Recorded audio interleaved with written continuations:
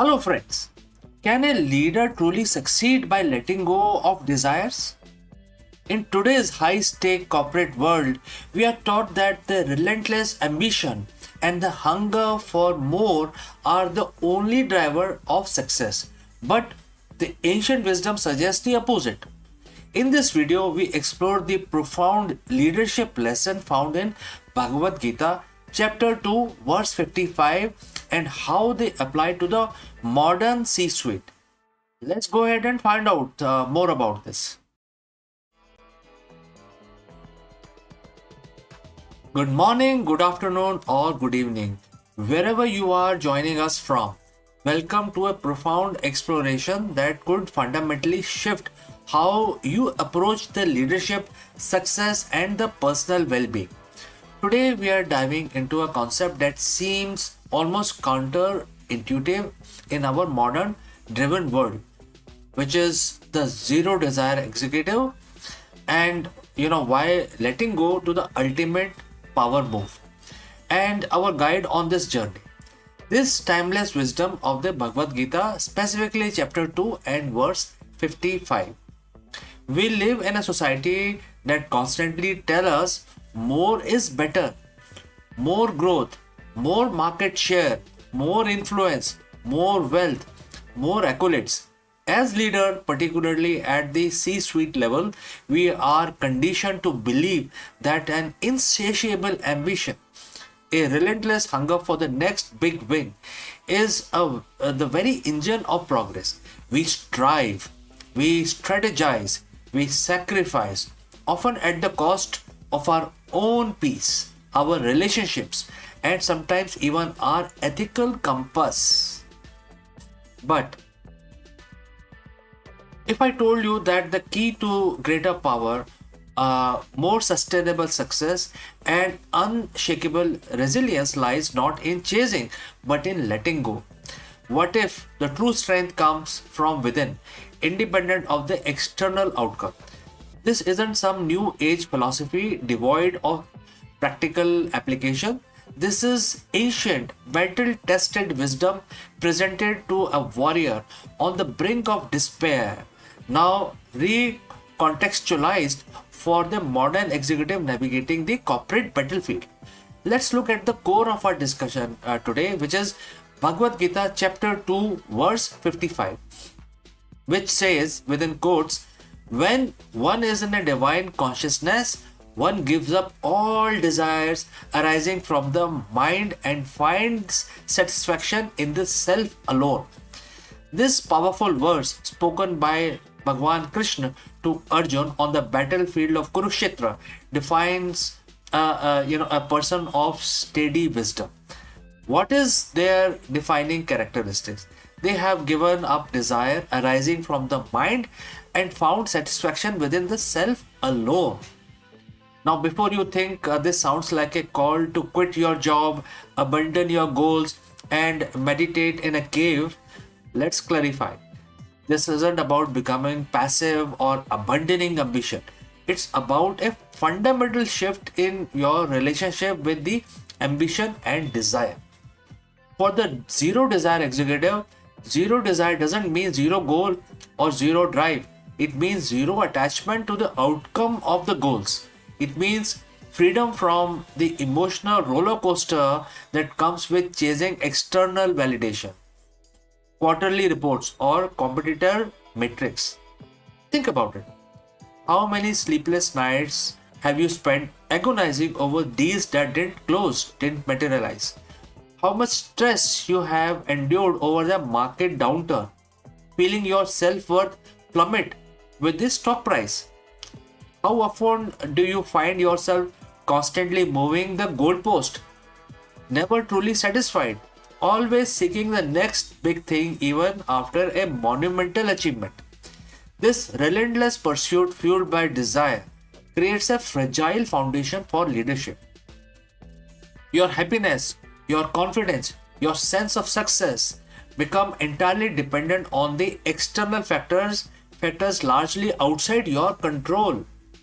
The Gita offers an alternative: emotional sovereignty. When you find satisfaction in the self alone, you become unshakable.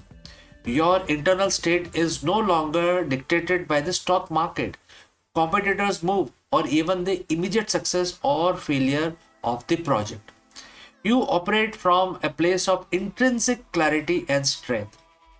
Now, let us explore what this looks like in the modern boardroom.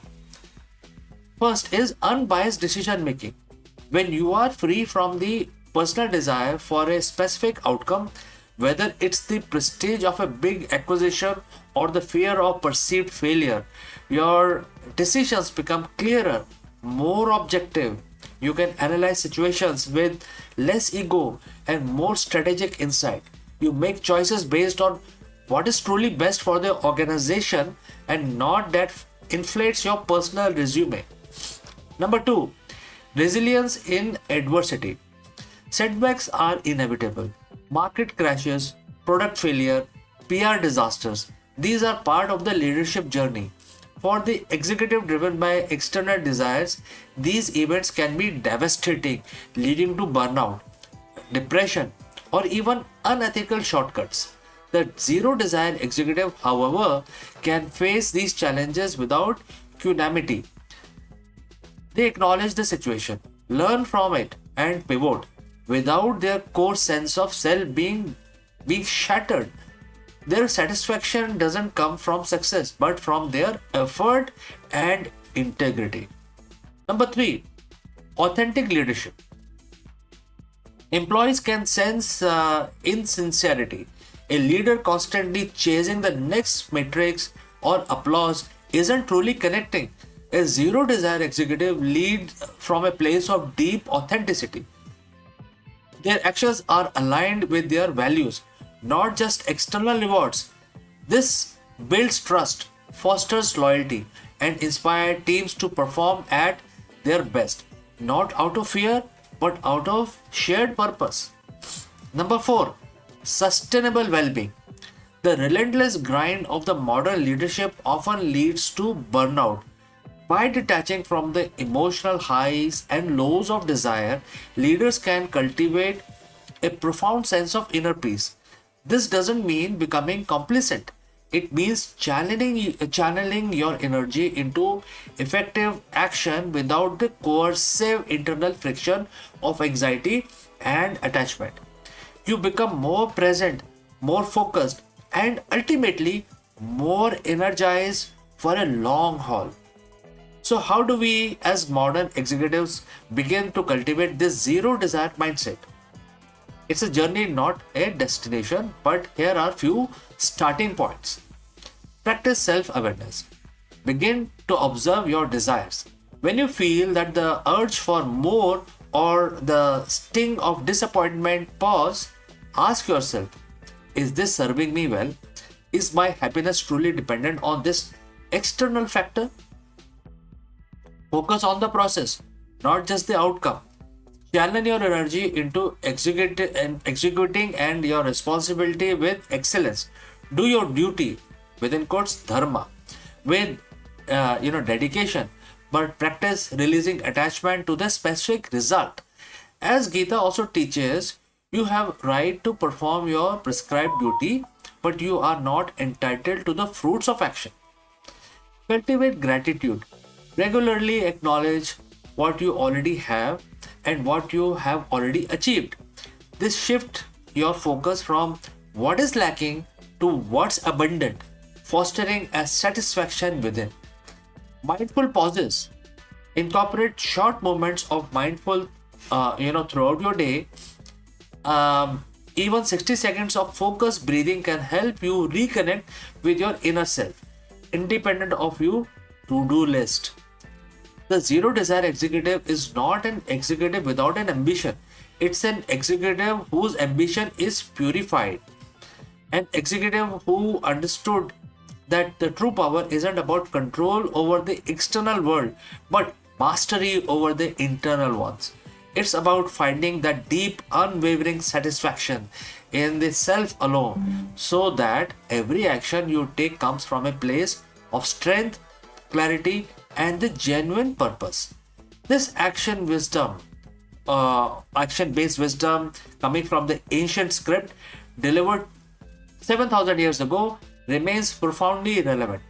In a world of constant flux, it offers an anchor. In a world of relentless striving, it offers a sustainable peace. Embrace the wisdom of Gita, chapter 2, verse 55. Discover why letting go is truly an ultimate power, is a power move for the modern leader. So, friends, what do you think about this? Please do let me know in your comments below. Thank you for joining live, and I hope this exploration inspires you to look inwards and unleash a new kind of power in your leadership journey. Catch you in the next one.